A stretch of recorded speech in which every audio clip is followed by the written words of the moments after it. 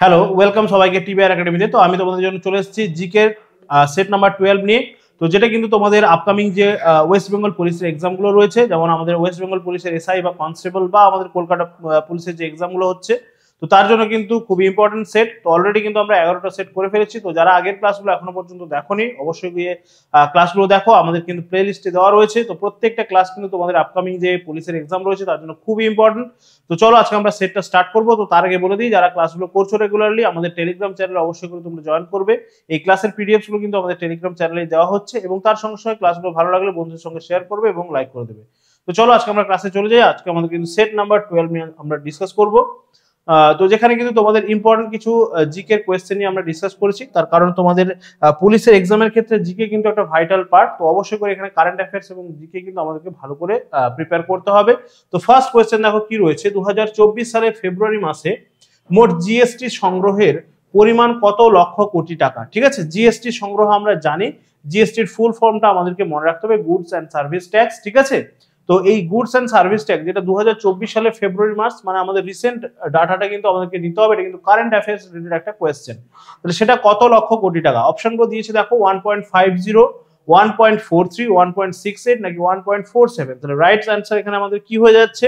Right answer কিন্তু আমাদের হয়ে যাচ্ছে 1.68। ঠিক আছে, 1.68 লক্ষ কোটি টাকা। তাহলে 2024 সালে ফেব্রুয়ারি মাসে এটা কিন্তু জিএসটি ডাটা। ঠিক আছে, কতটা জিএসটি কালেক্ট হয়েছে তার কিন্তু ডাটা, এবং তার সঙ্গে জিএসটির ফুল ফর্মটা তোমরা মনে রাখবে, যেটা হচ্ছে গুডস অ্যান্ড সার্ভিস ট্যাক্স। এই গুডস অ্যান্ড সার্ভিস ট্যাক্স কিন্তু 4 ধরনের হয়, সেগুলো আমাদেরকে মনে রাখতে হবে।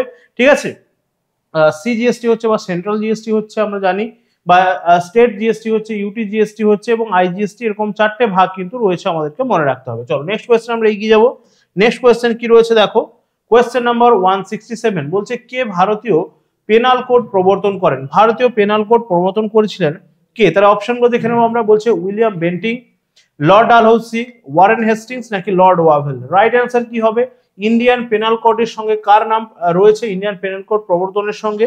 এখানে কিন্তু আমরা বলবো যে রাইট অ্যান্সার হয়ে যাচ্ছে আমাদের উইলিয়াম বেন্টিং। ঠিক আছে, উইলিয়াম বেন্টিং কিন্তু ইন্ডিয়ান পেনাল কোড প্রবর্তন করেছিলেন, এবং এই ইন্ডিয়ান পেনাল কোডের যে খসড়া সেটা কিন্তু কে তৈরি করেছিলেন? ম্যাকাউলে। ঠিক আছে, ইন্ডিয়ান পেনাল কোডের যে খসড়া সেটা কিন্তু প্রস্তুত করেছিলেন ম্যাকাউলে। ঠিক আছে, এই ম্যাকাউলের নামটা কিন্তু আমাদেরকে মনে রাখতে হবে। তাহলে উইলিয়াম বেন্টিং এর সঙ্গে আরেকটা জিনিস আমরা কি মনে রাখবো, পেনাল কোড প্রবর্তনের সঙ্গে সঙ্গে একটা বিখ্যাত কাজ কিন্তু করেছিলেন উইলিয়াম বেন্টিং এর সময়। কিন্তু কি হয়েছিল না, আমাদের যে সতীদাহ প্রথা, ঠিক আছে, সতীদাহ প্রথা, এই সতীদাহ প্রথা কিন্তু উইলিয়াম বেন্টিং কি করেছিলেন না, উইলিয়াম বেন্টিং কিন্তু এটাকে রদ করে দিয়েছিলেন এবং থামিয়ে দিয়েছিলেন, যেটা হচ্ছে আমাদের বলবো যে 1829। ঠিক আছে, এই 1829 সালে উইলিয়াম বেন্টিং কিন্তু সতীদাহ প্রথা রদ করেছিলেন, এবং এখানে কিন্তু সবচেয়ে বেশি ভূমিকা যার ছিল সতীদাহ প্রথা রদ করতে, তার নাম আমরা জানি, তাকে আমরা কি বলবো না, রাজা রামমোহন রায়। ঠিক আছে, রাজা রামমোহন রায়, রামমোহন রায়, রাজা রামমোহন রায়, এনার অবদান কিন্তু খুব বেশি ছিল এই সতীদাহ প্রথা কিন্তু রদ করার জন্য। এনার প্রচেষ্টাতেই কিন্তু উইলিয়াম বেন্টিং কিন্তু এই 1829 সালে সতীদাহ প্রথা রদ করেছিলেন। এবং তার সঙ্গে সঙ্গে মনে রাখতে হবে, এই রাজা রামমোহন রায়ের যে রাজা উপাধিটা, এটা কিন্তু দিয়েছিলেন কে? এটা দিয়েছিলেন আমাদের সেকেন্ড আকবর বা দ্বিতীয় আকবর। ঠিক আছে, দ্বিতীয় আকবর কিন্তু এই রাজা রামমোহন, আকবর কিন্তু এই রাজা রামমোহন রায়ের যে রাজা উপাধিটা কিন্তু দিয়েছিলেন। ঠিক আছে, রাজা উপাধিটা দিয়েছিলেন। এবং রাজা রামমোহন রায়কে কি বলা হচ্ছে? রাজা রামমোহন রায়কে বলা হচ্ছে ভারতের প্রথম আধুনিক মানুষ। ঠিক আছে, ভারতের প্রথম আধুনিক মানুষ, ভারতের প্রথম আধুনিক মানুষ। ঠিক আছে, আধুনিক আধুনিক মানুষ, আধুনিক মানুষ বলা হচ্ছে রাজা রামমোহন রায়কে। তাহলে এই ইনফরমেশন গুলো দেখো, একটা কোয়েশ্চেন থেকে কিন্তু আমরা অনেকগুলো ইনফরমেশন পেয়ে গেলাম। তাহলে উইলিয়াম বেন্টিং কার সঙ্গে রিলেটেড? আমরা দেখলাম যে ভারতীয় পেনাল কোড বা ইন্ডিয়ান পেনাল কোড, যেটাকে আমরা আইপিসি বলে থাকি, সেই আইপিসির সঙ্গে রিলেটেড হচ্ছে উইলিয়াম বেন্টিং। এবং তার সঙ্গে সঙ্গে উইলিয়াম বেন্টিং কিন্তু সতীদাহ প্রথা রদ করেছিলেন। এতে সাহায্য কে করেছিলেন? আমরা বলবো যে রাজা রামমোহন রায়, ভারতের প্রথম আধুনিক মানুষ। ঠিক আছে, রাজা রামমোহন রায়, এবং তার যে রাজা উপাধিটা দিয়েছিলেন কে? দ্বিতীয় আকবর। ঠিক আছে, দেখো অন্য যে নামগুলো রয়েছে, যেমন লর্ড ডালহৌসি, লর্ড ডালহৌসিকে আমরা কিসের জন্য মনে রাখবো? আমরা বলবো যে লর্ড ডালহৌসি হচ্ছেন ফাদার অফ ইন্ডিয়ান রেলওয়েজ। ঠিক আছে, father of Indian railways, father of Indian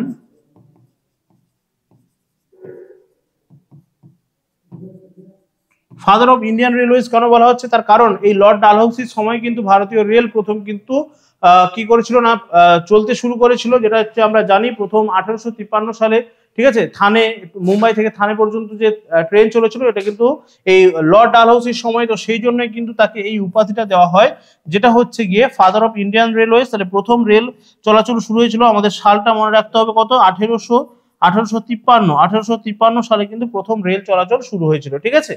আচ্ছা, ওয়ারেন হেস্টিংসকে আমরা কেন মনে রাখবো, ওয়ারেন হেস্টিংসকে আমরা মনে রাখবো আমাদের ভারতবর্ষের যে প্রথম গভর্নর জেনারেল, ভারতবর্ষের প্রথম গভর্নর জেনারেল, ঠিক আছে, প্রথম গভর্নর জেনারেল, প্রথম গভর্নর জেনারেল, প্রথম গভর্নর জেনারেল, ঠিক আছে, প্রথম গভর্নর জেনারেল, প্রথম গভর্নর জেনারেল বললে আমরা বলবো ওয়ারেন হেস্টিংস, ঠিক আছে, ওয়ারেন হেস্টিংস প্রথম গভর্নর জেনারেল। আর প্রথম গভর্নর বললে আমরা কিন্তু মনে রাখবো আমাদের রবার্ট ক্লাইভ আর লর্ড ক্লাইভের কথা। আর গভর্নর জেনারেল যেহেতু বলেছে বা ওয়ারেন হেস্টিংস বললে আমরা মনে রাখবো গভর্নর জেনারেল, ঠিক আছে। তাহলে এই ইনফরমেশন গুলো কিন্তু আমাদের খুবই ভাইটাল, খুব ভালো করে কিন্তু মনে রাখতে হবে এই ইনফরমেশন গুলো। চলো আমরা নেক্সট কোয়েশ্চেনে চলে যাই। 168 কি রয়েছে দেখো, 168 বলছে কোন মহাকাশ গবেষণা সংস্থার সায়েন্স চিফ পদে নিযুক্ত হলেন নিকোলা ফক্স। এটা কিন্তু একটা current affairs related question, CA question. তাহলে বলছে নিকোলা ফক্স কোন মহাকাশ গবেষণা সংস্থার সায়েন্স চিফ পদে নিযুক্ত হয়েছেন। অপশন দেখো, বলা হচ্ছে নাসা, ইসরো, ইএসএ নাকি জাক্সা। রাইট অ্যান্সার কি হবে, সায়েন্স চিফ পদে নিযুক্ত হয়েছেন নিকোলা ফক্স হচ্ছে নাসার সায়েন্স চিফ পদে কিন্তু নিযুক্ত হয়েছেন নিকোলা ফক্স। তাহলে রাইট অ্যান্সার তাহলে এখানে হয়ে যাচ্ছে নাসা। তাহলে নাসাটা কোথাকার মহাকাশ গবেষণা সংস্থা, মনে রাখতে হবে ইউএসএ বা আমেরিকার মহাকাশ গবেষণা সংস্থা হচ্ছে নাসা। কত সালে প্রতিষ্ঠিত হয়েছিল, কত সালে, 1958 এ নাসা প্রতিষ্ঠিত হয়েছিল। আচ্ছা, নাসার ফুল ফর্মটা আমাদেরকে মনে রাখতে হবে national Aeronautics and space administration, ঠিক আছে। আচ্ছা, তারপরে দেখো ইসরো রয়েছে, আমরা জানি ইসরো হচ্ছে আমাদের ভারতবর্ষের মহাকাশ গবেষণা সংস্থা। এটা কোথাকার, ইন্ডিয়া, আমাদের ভারতবর্ষের, ঠিক আছে, ইসরো ইন্ডিয়ার হচ্ছে। এছাড়া ইসরো কবে প্রতিষ্ঠিত হয়েছিল, 1969 এর 15 অগস্ট, ঠিক আছে, 15 অগস্ট আমাদের ইসরো প্রতিষ্ঠিত হয়েছিল, ঠিক আছে। আচ্ছা, ইসরো থেকে আমরা আরেকটা জিনিস কি মনে রাখবো, ইসরোর পুরো নামটা মনে রাখার চেষ্টা করব, Indian space research organisation, Indian space research organisation. এবং ইসরোর যে হেডকোয়ার্টারটা কোথায় রয়েছে, ইসরোর হেডকোয়ার্টারটা রয়েছে আমরা বলবো যে বেঙ্গালোর, ঠিক আছে, ঠিক আছে, ব্যাঙ্গালোরে রয়েছে। ইএসএ হচ্ছে কি, ইউরোপিয়ান স্পেস এজেন্সি, ইএসএ। আর জাক্সা কোথাকার স্পেস এজেন্সি, জাক্সা মনে রাখতে হবে এটা কিন্তু জাপান, ঠিক আছে, জাপানের স্পেস এজেন্সি হচ্ছে জাক্সা, ঠিক আছে। তাহলে এই ইনফরমেশন গুলো মনে রাখতে হবে। নাসা হচ্ছে প্রতিষ্ঠিত হয়েছিল 1958, এটা হচ্ছে ইউএসএ বা আমেরিকার স্পেস এজেন্সি। ইসরো হচ্ছে আমাদের ইন্ডিয়ার স্পেস এজেন্সি। ইসরো হচ্ছে প্রতিষ্ঠিত হয়েছিল কবে, আমাদের 1969 15 অগস্টে। হেডকোয়ার্টার রয়েছে বেঙ্গালুরুতে। আর জাক্সা হচ্ছে জাপানের আমরা বলবো যে স্পেস এজেন্সি, ঠিক আছে। তাহলে রাইট অ্যান্সার এখানে আমাদের নিকোলা ফক্স হচ্ছেন নাসার সায়েন্স চিফ পদে নিযুক্ত হয়েছেন। চলো নেক্সট কোয়েশ্চেন আমরা এগিয়ে যাবো। নেক্সট কোয়েশ্চেন কি রয়েছে দেখো, নেক্সট কোয়েশ্চেন বলছে 169 ককলিয়া মানব শরীরে কোথায় অবস্থিত। ককলিয়া মানব শরীরে কোথায় অবস্থিত, বলছে অন্তঃকর্ণ, মুখগহ্বর, অন্ত্র নাকি চোখে। রাইট অ্যান্সার কি হবে, ককলিয়া হচ্ছে মানব শরীরের অন্তঃকর্ণে অবস্থিত, ঠিক আছে, অন্তঃকর্ণে অবস্থিত, যেখানে রয়েছে আমাদের অর্গান অফ কর্টি, ঠিক আছে, যেটা হচ্ছে আমাদের কিন্তু শব্দ গ্রাহক হিসেবে বা অডিটরি স্নায়ুগুলো কিন্তু সেখানে এসে মিলছে এবং সেটা হচ্ছে আমাদের শব্দ গ্রাহক হিসেবে কিন্তু কাজ করছে, ঠিক আছে। চলো নেক্সট কোয়েশ্চেন আমরা এগিয়ে যাব। নেক্সট কোয়েশ্চেন কি বলেছে দেখো, আমাদের 170 বলছে কোন উষ্ণতার পাঠ সেলসিয়াস এবং ফারেনহাইট স্কেলে সমান। তার মানে সেলসিয়াস স্কেল এবং ফারেনহাইট স্কেলে কোন উষ্ণতার পাঠটা সমান সেটা আমাদেরকে মনে রাখতে হবে, ঠিক আছে। দেখো বলছে -40 degree Fahrenheit, -50 degree Fahrenheit, -30 degree Fahrenheit না -15 ডিগ্রি ফারেনহাইট। তাহলে এটা বলবো যে সেলসিয়াস এবং আমরা বলবো যে ফারেনহাইট স্কেলে কিন্তু উষ্ণতার মানটা যেটা সমান সেটা হচ্ছে -40 ডিগ্রি ফারেনহাইট, বা শুধুমাত্র আমরা -40 বললেও হবে। তার কারণ এখানে 40 ডিগ্রি ফারেনহাইটও যেটা হচ্ছে -40 ডিগ্রি সেন্টিগ্রেডও কিন্তু সেম হচ্ছে। তো এখান থেকে আমি তোমাদের আগের দিনই বলে দিয়েছিলাম যে ফারেনহাইট টু সেলসিয়াস স্কেলে কনভার্ট করার জন্য বা সেলসিয়াস থেকে ফারেনহাইটে আসার জন্য এই যে আমাদের ফর্মুলাটা রয়েছে সেটা কি, C/5 is equals to F - 32/9, ঠিক আছে। এইটা কিন্তু আমাদেরকে মনে রাখতে হবে। এই ফর্মুলাটা মনে রাখলে কিন্তু আমরা সেন্টিগ্রেড স্কেল টু আমরা ফারেনহাইট স্কেলে কিন্তু যেতে পারবো, বা ফারেনহাইট স্কেল থেকে সেন্টিগ্রেড স্কেলে কিন্তু আমরা চলে আসতে পারবো। ঠিক আছে, এই ফর্মুলাটা আমাদের কিন্তু মনে রাখতে হবে। তাহলে উষ্ণতার পার্ট সেন্টিগ্রেড এবং ফারেনহাইট স্কেলে সমান হচ্ছে -40 ডিগ্রিতে। ঠিক আছে, চলো নেক্সট কোয়েশ্চেনে আমরা এগিয়ে যাব। নেক্সট কোয়েশ্চেন কি রয়েছে আমাদের? কোয়েশ্চেন নাম্বার 171 বলছে বিশ্ব প্রাণী দিবস পালন করা হয়। বিশ্ব প্রাণী দিবস পালন করা হয় কবে? অপশন দিয়েছে দেখো 3rd March, 4th March, 5th March নাকি 6th মার্চ। রাইট অ্যান্সার কি হয়ে যাচ্ছে? রাইট অ্যান্সার হয়ে যাচ্ছে আমাদের 3rd মার্চ, বিশ্ব প্রাণী দিবস। ঠিক আছে, 3rd মার্চ হয়ে যাচ্ছে এখানে আমাদের রাইট অ্যান্সার।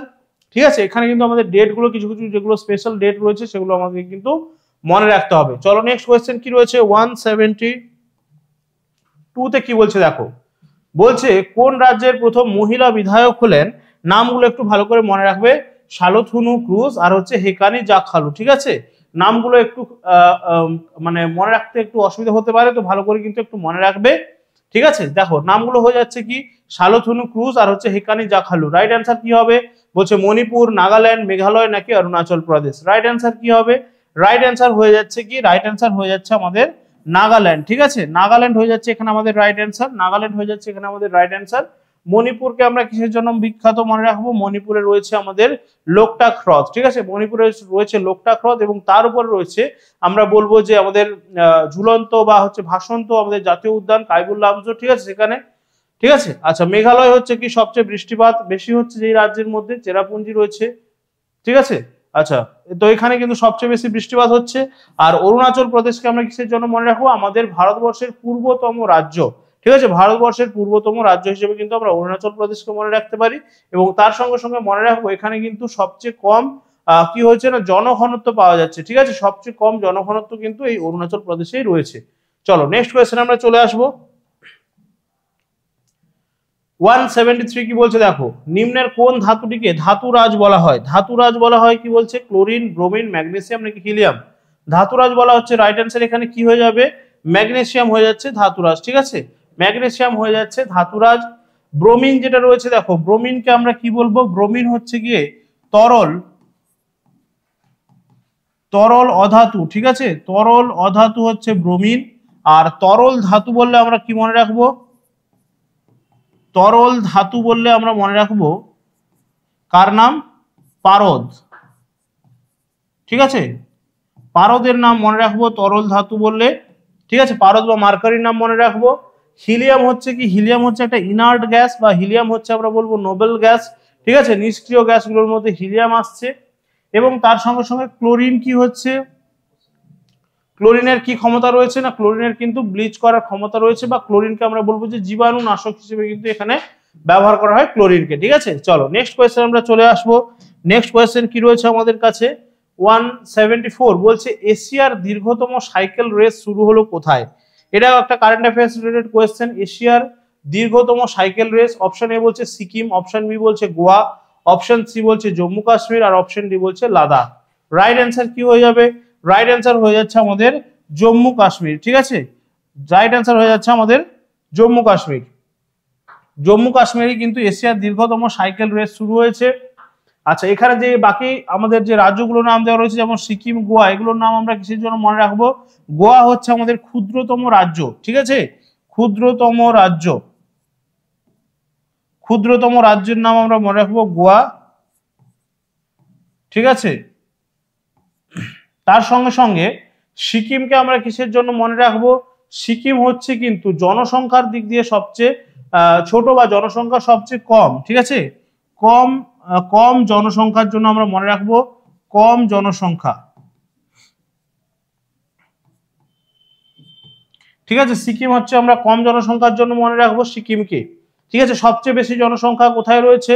সবচেয়ে বেশি জনসংখ্যা কোথায় রয়েছে, বা সবচেয়ে বেশি জনঘনত্ব কোথায় রয়েছে, এগুলোও মনে রাখতে হবে। সবচেয়ে বেশি জনসংখ্যা হচ্ছে ইউপি বা উত্তরপ্রদেশ, এবং সবচেয়ে জনঘনত্ব সবচেয়ে বেশি হচ্ছে বিহারের। ঠিক আছে, বিহারে জনঘনত্ব সবচেয়ে বেশি, এবং তারপরেই রয়েছে কিন্তু আমাদের পশ্চিমবঙ্গ। ঠিক আছে, বিহার জনঘনত্বের দিক থেকে প্রথম, এবং পশ্চিমবঙ্গ জনঘনত্বের দিক থেকে কিন্তু দ্বিতীয়। ঠিক আছে, সব বৃহত্তম রাজ্য বললে আমরা কার কথা মনে রাখবো? বৃহত্তম রাজ্য বললে, বৃহত্তম রাজ্য আমাদের ভারতবর্ষের বললে আমরা কার কথা মনে রাখবো? রাজস্থান। ঠিক আছে। রাজস্থানের কথা মনে রাখবো আমরা বৃহত্তম রাজ্য বলে রাজস্থানের কথা মনে রাখবো, ঠিক আছে। ক্ষুদ্রতম রাজ্য হচ্ছে গোয়া। তাহলে এই জিনিসগুলো কিন্তু আমাদের ভালো করে মনে রাখতে হবে, ঠিক আছে। চলো নেক্সট কোয়েশ্চেন আমরা এগিয়ে যাবো। নেক্সট কোয়েশ্চেন কি রয়েছে দেখো, 175, নিচের কোনটি যৌগিক প্রকৃতির ফলের উদাহরণ? যৌগিক প্রকৃতির ফলের উদাহরণ কোনটা হবে? দেখো বলছে অপশন এ তে বলছে আম, অপশন বি জাম, অপশন সি হচ্ছে আপেল এবং অপশন ডি হচ্ছে আনারস। তাহলে রাইট অ্যান্সার হয়ে যাচ্ছে কি? রাইট অ্যান্সার হয়ে যাচ্ছে এখানে আমাদের আনারস, ঠিক আছে। যৌগিক প্রকৃতির ফলের উদাহরণ, ঠিক আছে। আনারস হচ্ছে আমাদের যৌগিক ফলের উদাহরণ, মনে রাখতে হবে। চলো নেক্সট কোয়েশ্চেন আমরা চলে আসবো। নেক্সট কোয়েশ্চেন কি রয়েছে, 176 কি হয়ে যাচ্ছে আমাদের? দেখো 176 বলছে national conference on child sexual abuse and material বলছে অনুষ্ঠিত হলো কোথায়? তাহলে এটা কিন্তু একটা কারেন্ট অ্যাফেয়ার্স রিলেটেড কোয়েশ্চেন, ঠিক আছে। তাহলে এখানে দেখো অপশন এ বলছে মুম্বাই, অপশন বি বলছে নিউ দিল্লি, অপশন সি বলছে কলকাতা আর অপশন ডি বলছে ইন্দোর। রাইট অ্যান্সার কি হবে? তাহলে ভালো করে মনে রাখতে হবে যে national conference on child sexual abuse and মেটেরিয়ালটা অনুষ্ঠিত হলো কোথায়? আমাদের যেটা রাজধানী শহর, আমাদের যেটা ভারতবর্ষের রাজধানী শহর নতুন দিল্লি বা নিউ দিল্লিতে কিন্তু এটা অনুষ্ঠিত হয়েছে, ঠিক আছে। নতুন দিল্লি বা নিউ দিল্লিতে কিন্তু অনুষ্ঠিত হয়েছে। নেক্সট কোয়েশ্চেন কি রয়েছে দেখো, 177 কি বলছে আমাদেরকে? বলছে কানপুরের সিপাহী বিদ্রোহ দমনকারী ব্রিটিশ সেনাপতির নাম কি ছিল? তাহলে কানপুরের সিপাহী বিদ্রোহ দমনকারী ব্রিটিশ সেনাপতি নাম কি হবে? তাহলে প্রথমত আমাদেরকে মনে রাখতে হবে যে সিপাহী বিদ্রোহ বা সিপাহী মিউটিনিটা কবে হয়েছিল? 1857 সালে, ঠিক আছে। 1857 সালে প্রথম সিপাহী বিদ্রোহ হয়েছিল। সিপাহী বিদ্রোহটা প্রথম কোথায় শুরু হলো? সিপাহী বিদ্রোহটা প্রথম কোথায় শুরু হয়েছিল? আমরা মনে রাখবো যে ব্যারাকপুর, ঠিক আছে। ব্যারাকপুরের সেনা ছাউনিতে প্রথম কিন্তু এই সিপাহী বিদ্রোহ শুরু হয়েছিল। সিপাহী বিদ্রোহের প্রথম শহীদ হিসেবে আমরা কার নাম মনে রাখবো? সিপাহী বিদ্রোহের প্রথম শহীদ হচ্ছেন মঙ্গল পান্ডে, ঠিক আছে। মঙ্গল পান্ডে সিপাহী বিদ্রোহের প্রথম শহীদ হচ্ছে মঙ্গল পান্ডে, ঠিক আছে। তাহলে এগুলো থেকে কিন্তু হামেশাই কোয়েশ্চেন আসে, এই তিনটে পয়েন্ট ভালো করে মনে রাখতে হবে, ঠিক আছে। আচ্ছা, এবারে আমরা এখানে দেখে নেব যে কোয়েশ্চেনটা আমাদেরকে দিয়েছে যে কানপুরের সিপাহী বিদ্রোহ দমনকারী সেনাপতির নাম কি ছিল? অপশন দিয়েছে দেখো নিকলসন এবং হাডসন, অপশন বি বলছে কলিন ক্যাম্পবেল, অপশন সি বলছে জেনারেল হিউরোজ আর অপশন ডি বলছে মেজর উইলিয়াম টেলর। তাহলে রাইট অ্যান্সার এখানে কি হবে? রাইট অ্যান্সারটা এখানে আমাদের হয়ে যাচ্ছে কলিন ক্যাম্পবেল, ঠিক আছে। কলিন ক্যাম্পবেল হচ্ছে সিপাহী বিদ্রোহ দমন করেছিলেন কোথায়? কানপুরে। এই কানপুরের সিপাহী বিদ্রোহের নেতৃত্ব কে দিচ্ছিলেন? কানপুরের সিপাহী বিদ্রোহের নেতৃত্ব দিয়েছিলেন কে? আমরা মনে রাখবো নানা সাহেব, ঠিক আছে। নানা সাহেব কিন্তু এই কানপুরের সিপাহী বিদ্রোহের নেতৃত্ব দিচ্ছিলেন এবং এখানে দমন কি করছিলেন? Colin Campbell. এই জেনারেল হিউরোজ ইনি কোথায় সিপাহী বিদ্রোহ দমন করছিলেন? জেনারেল হিউরোজ হচ্ছে ঝাঁসি, ঠিক আছে। ঝাঁসি, এই ঝাঁসিতে সিপাহী বিদ্রোহের নেতৃত্বকে দিচ্ছিলেন আমরা সবাই জানি, সবাই চিনি, যার নাম লক্ষ্মীবাই বা লক্ষ্মীবাই বলা হচ্ছে, ঠিক আছে। ঝাঁসির রানী পরিচিত লক্ষ্মীবাই, তিনি কিন্তু এখানে সিপাহী বিদ্রোহের নেতৃত্ব দিচ্ছিলেন এবং সেখানে কিন্তু দমন করছিলেন হিউরোজ। উইলিয়াম টেলর কোথায়? উইলিয়াম টেলর কিন্তু বিহারে কিন্তু সিপাহী বিদ্রোহ দমন করছিলেন বিহারে এবং বিহারে সিপাহী বিদ্রোহের নেতৃত্ব দিয়েছিলেন কিন্তু কুনওয়ার সিং। নামগুলো কিন্তু মনে রাখতে হবে, ঠিক আছে। তাহলে সিপাহী বিদ্রোহ কিন্তু একটা বিশাল একটা টপিক, একটা খুব ইম্পর্টেন্ট টপিক। তার সঙ্গে সঙ্গে এই জন্য সিপাহী বিদ্রোহ এবং তার সঙ্গে সঙ্গে যে কনসিকুয়েন্সেস গুলো হয়েছিল সিপাহী বিদ্রোহের পরে, ইংরেজ সরকার ভারতবর্ষে কি কি চেঞ্জেস গুলো নিয়ে এসেছিল এবং কি কি ঘটনাগুলো ঘটেছিল সেটা কিন্তু আমাদেরকে মনে রাখতে হবে। আর একটা যেটা ভাইটাল পয়েন্ট সেটা হচ্ছে সিপাহী বিদ্রোহের সময় আমাদের গভর্নর জেনারেল কে ছিলেন? ঠিক আছে, গভর্নর জেনারেল কে ছিলেন? লর্ড ক্যানিং হচ্ছে সিপাহী বিদ্রোহের সময় গভর্নর জেনারেল ছিলেন এবং প্রথম শেষ গভর্নর জেনারেল যদি বলি আমরা, তাহলে শেষ গভর্নর জেনারেল হিসেবে লর্ড ক্যানিং এর নাম মনে রাখবো এবং প্রথম ভাইসরয় হিসেবেও কিন্তু লর্ড ক্যানিং এর নাম আমরা মনে রাখবো, ঠিক আছে। তাহলে লর্ড ক্যানিং থেকে এই তিনটে জিনিস কিন্তু আমাদেরকে ভালো করে মনে রাখতে হবে। প্রথমত হচ্ছে সিপাহী বিদ্রোহের সময় আমাদের গভর্নর জেনারেল ছিলেন লর্ড ক্যানিং, শেষ গভর্নর জেনারেল ছিলেন লর্ড ক্যানিং, প্রথম ভাইসরয় ছিলেন লর্ড ক্যানিং, ঠিক আছে। এইগুলো কিন্তু আমাদেরকে ভালো করে মনে রাখতে হবে, ঠিক আছে। এই সিপাহী বিদ্রোহের পর বা 1857 সালে যে সিপাহী বিদ্রোহ হলো, এখানে কিন্তু দেখবো আমরা এই সিপাহী বিদ্রোহের পর থেকে কিন্তু ভারতের যে শাসন ক্ষমতা সেটা কিন্তু ইস্ট ইন্ডিয়া কোম্পানির হাত থেকে সেটা কোথায় চলে গেছিল না, ইংরেজ যে আমাদের রানী ছিলেন, ইংল্যান্ডের যে যিনি রানী ছিলেন, ঠিক আছে, তার হাতে কিন্তু চলে গিয়েছিল, ঠিক আছে। এবং 1858 সালের থেকেই কিন্তু আমরা বলবো যে 1858 সালে কিন্তু এই দেখবো যে যখন সিপাহী বিদ্রোহ দমন হয়ে গেল, তারপর থেকে কিন্তু এই ইংল্যান্ডের যে রানী ছিলেন তিনি কিন্তু ভারত শাসন করতেন এবং এখানে ইস্ট ইন্ডিয়া কোম্পানির কিন্তু শাসন ক্ষমতা বিলুপ্ত হলো, ঠিক আছে। আচ্ছা চলো নেক্সট কোয়েশ্চেন আমরা চলে আসবো। নেক্সট কোয়েশ্চেন কি রয়েছে আমাদের কাছে? আচ্ছা এখানে দেখো একটুখানি তোমরা একটু কারেকশন করে নেবে, কোয়েশ্চেনের নাম্বারটা একটু 78 হবে, ঠিক আছে, ছোটখাটো একটা মিস্টেক, যাই হোক সেটা আমরা একটু কনসিডার করে নেব। প্রথম বোডোল্যান্ড ইন্টারন্যাশনাল নলেজ ফেস্টিভ্যাল কোথায় অনুষ্ঠিত হলো? প্রথম বোডোল্যান্ড ইন্টারন্যাশনাল নলেজ ফেস্টিভ্যাল কোথায় অনুষ্ঠিত হলো? নলেজ ফেস্টিভ্যাল কোথায় অনুষ্ঠিত হলো বলছে, দেখো নাগাল্যান্ড, ত্রিপুরা, আসাম নাকি মিজোরাম? রাইট অ্যান্সার কি হবে? বোডোল্যান্ড ইন্টারন্যাশনাল নলেজ ফেস্টিভ্যাল কোথায় হয়েছিল? অপশন সি আসাম হয়ে যাচ্ছে রাইট অ্যান্সার। আসামে কিন্তু এই ফেস্টিভ্যালটা আমরা দেখবো যে অনুষ্ঠিত হয়েছিল, ঠিক আছে, আসামে এই ফেস্টিভ্যালটা অনুষ্ঠিত হয়েছিল, ঠিক আছে। ওকে নেক্সট কোয়েশ্চেন কি রয়েছে আমরা দেখবো 179 কি বলছে? ঝড়ে কুঁড়ে ঘরের চাল উড়ে যাওয়া, এইটা নিম্নলিখিত কোন বৈজ্ঞানিক সূত্রের একসঙ্গে সম্পর্কিত? দেখো তাহলে আমরা দেখি যে ঝড়ের সময় হচ্ছে ঘরের চাল উড়ে চলে যাচ্ছে, ঠিক আছে। তাহলে এই যে ঘটনাটা ঘটছে বলছে আর্কিমিডিসের নীতি, পাস্কালের সূত্র, বার্নৌলির উপপাদ্য নাকি হুকের সূত্র? রাইট অ্যান্সার কি হবে? ঝড়ে আমরা দেখবো যে ঘরের চাল উড়ে যাওয়া, এটা কিন্তু বার্নৌলির যে থিওরেম রয়েছে বা বার্নৌলির উপপাদ্য থেকে কিন্তু এটাকে প্রমাণ করা হয়। এটা হচ্ছে কিসের সঙ্গে সম্পর্কিত? বাতাসের চাপের সঙ্গে সম্পর্কিত, ঠিক আছে। অনেক সময় তোমাদেরকে বলা হয় যে যখন এক্সপ্রেস ট্রেন যাচ্ছে, তাহলে সেক্ষেত্রে এক্সপ্রেস ট্রেনের কাছাকাছি খুব কাছাকাছি গিয়ে দাঁড়াতে নেই, তাহলে সেক্ষেত্রে কিন্তু একটা অ্যাক্সিডেন্ট ঘটে যেতে পারে। তো সেই জন্য এটাও কিন্তু এই বার্নৌলির উপপাদ্য থেকেই কিন্তু আমরা প্রমাণ করতে পারি, ঠিক আছে। তো এখানে ঘটনাটা যেটা হয় সেটা একটু আমি ছোট্ট করে তোমাদের বলে দিই। যখনই কোনো একটা কি হচ্ছে এক্সপ্রেস ট্রেন যাচ্ছে বা এই ঝড় হচ্ছে, ঝড়ের ক্ষেত্রে আমরা কি করি, আমরা যে কুঁড়ে ঘরের এটা একটা ধরে নেই যে একটা কুঁড়ে ঘর, তাহলে সেক্ষেত্রে আমরা যখন বলছি যে ঝড় হচ্ছে, সেক্ষেত্রে ঝড়ের সময় কি হচ্ছে না প্রচুর পরিমাণে তীব্র বেগে এখানে বাতাস বইছে, ঠিক আছে, তীব্র বেগে বাতাস বইছে। তার জন্য কি হচ্ছে, এই বাতাসটা যখন বইছে এখানে কিন্তু আমরা দেখব যে একটা বায়ু শূন্য স্থান আমরা বলবো বায়ু শূন্য স্থান কিন্তু তৈরি হচ্ছে, যেহেতু এখানে বাতাসটা প্রচুর বেগে বইছে, তাহলে বায়ু শূন্য স্থান তৈরি হচ্ছে। কিন্তু আমরা যদি দেখি যে ঘরের মধ্যেকার বায়ুটা কিন্তু সেভাবে প্রবাহিত হচ্ছে না, ঘরের মধ্যে বাতাস কিন্তু স্থির রয়েছে। তাহলে এখানে দেখবো যে আমরা বায়ুর চাপটা কি হচ্ছে না, এখানে বায়ুর চাপ কম, ঠিক আছে, বায়ুর চাপ কম, কিন্তু ঘরের মধ্যে যে বাতাসটা রয়েছে তার মধ্যে কিন্তু বায়ুর চাপ বেশি, ঠিক আছে, তার মধ্যে কিন্তু বায়ুর চাপ বেশি রয়েছে। এখানে জাস্ট আমি বেশি লিখে দিলাম, বায়ুর চাপটা কিন্তু বেশি রয়েছে ঘরের মধ্যে।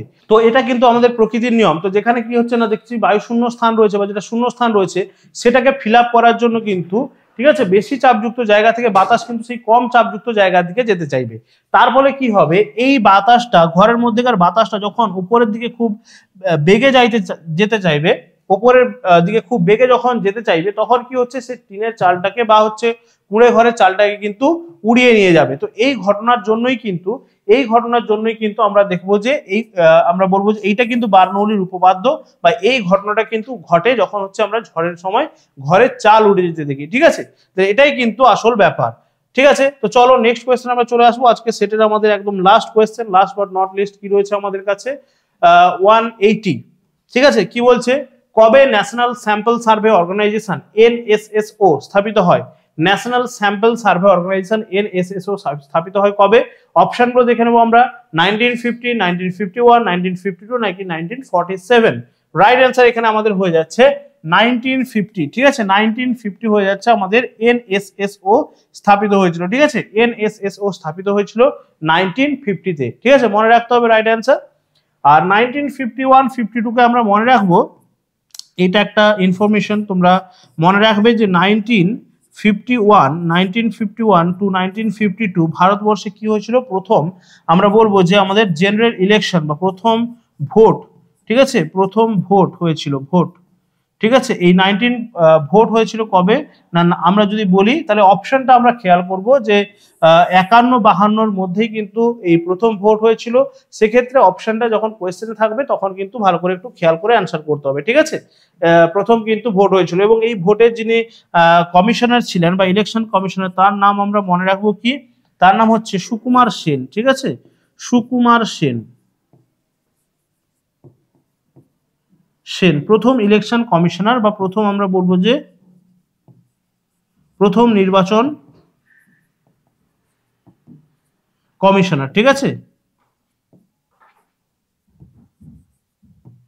প্রথম নির্বাচন কমিশনার ছিলেন সুকুমার সেন। তাহলে এই ঘটনাগুলো একটু মনে রাখতে হবে। আর 1947 তোমাদেরকে আলাদা করে আর বলে দেওয়ার প্রয়োজন নেই আশা করি কাউকেই। ঠিক আছে, চলো তাহলে এটাই ছিল আজকে আমাদের সেটের লাস্ট কোয়েশ্চেন। তো কোয়েশ্চেন গুলো কিন্তু খুবই ভালোভাবে তোমাদেরকে প্র্যাকটিস করতে হবে। এই ধরনের কোয়েশ্চেন গুলো কিন্তু তোমরা তোমাদের একদম এক্সামে কমন পেয়ে যাবে। তো সেই জন্য বারবার করে এগুলোকে প্র্যাকটিস করতে হবে এবং যেগুলো একটু কারেন্ট অ্যাফেয়ার্স রিলেটেড সেগুলো কিন্তু আমাদের একটু ভালো করে মনে রাখার চেষ্টা করতে হবে। তো প্রত্যেকটা সেটের মতো কিন্তু এখানে তোমরা তোমাদের অ্যান্সার কিটা পেয়ে যাবে। এখানে অ্যান্সার কিটা দেওয়া রয়েছে। তোমরা কিন্তু যারা যারা আমাদের ক্লাসগুলো করছো অবশ্যই করে তোমরা আমাদের যে টেলিগ্রাম চ্যানেল রয়েছে, লিংক কিন্তু তোমরা ডেসক্রিপশন বক্সে গেলেই পেয়ে যাবে। সেখান থেকে কিন্তু তোমরা পিডিএফ গুলো কালেক্ট করে নিতে পারবে এবং সেখান থেকে তোমরা কিন্তু প্র্যাকটিস করতে পারবে। প্রত্যেকটা কোয়েশ্চেনের এখানে অ্যান্সার দেওয়া রয়েছে। তোমরা ভালো করে প্র্যাকটিস করতে থাকো এবং ক্লাসগুলো যদি তোমাদের ভালো লাগে অবশ্যই করে কিন্তু বন্ধুদের সঙ্গে শেয়ার করবে এবং তার সঙ্গে সঙ্গে লাইক করবে এবং কমেন্ট করে জানাবে তোমাদের কোন টপিকের উপর বিশেষ করে ক্লাসের প্রয়োজন কিনা। তো সেক্ষেত্রে কিন্তু আমরা সেই ধরনের ক্লাসগুলো প্রোভাইড করার চেষ্টা করব এবং এই সেটগুলো তোমরা বারবার করে ভালো করে রিভাইজ করতে থাকো, প্র্যাকটিস করতে থাকো যারা যারা কিন্তু টার্গেট করছো আপকামিং আমাদের ওয়েস্ট বেঙ্গল পুলিশের এক্সামগুলোতে। তো অবশ্যই করে কিন্তু এই ক্লাসগুলো থেকে তোমরা বেনিফিট পাবে। তো প্রত্যেকটা ক্লাস কিন্তু এভাবে টপিক ওয়াইজ সেট ওয়াইজ কিন্তু আসতে থাকবে তোমাদের কাছে। তোমরা কিন্তু বারবার করে এগুলোকে প্র্যাকটিস করতে থাকো এবং ক্লাসগুলো কিন্তু করতে থাকো। তো আজকে এই পর্যন্তই। নেক্সট ক্লাসে তোমাদের সঙ্গে দেখা হচ্ছে। সবাই ভালো থাকবে, ভালো করে প্র্যাকটিস করতে থাকো। Tata, thank you.